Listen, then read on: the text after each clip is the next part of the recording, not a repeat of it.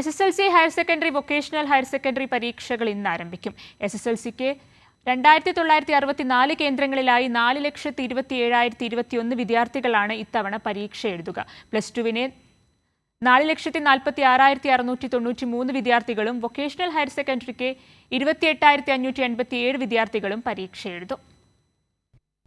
ഇന്നു മുതൽ March 26 വരെയായിട്ടാണ് SSLC പരീക്ഷകൾ നടക്കുക.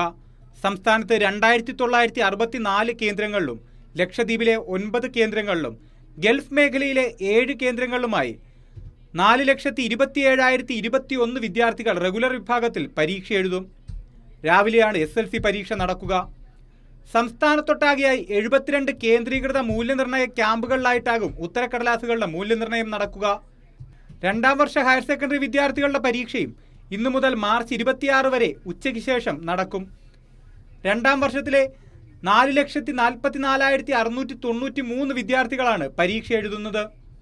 വൊക്കേഷണൽ ഹയർ സെക്കൻഡറിയിൽ 28,587 വിദ്യാർത്ഥികൾ പരീക്ഷ എഴുതും. പരീക്ഷകൾക്കായുള്ള എല്ലാ ക്രമീകരണങ്ങളും സ്കൂളുകളിൽ പൂർത്തിയായതായി പൊതുവിദ്യാഭ്യാസ വകുപ്പ് അറിയിച്ചു.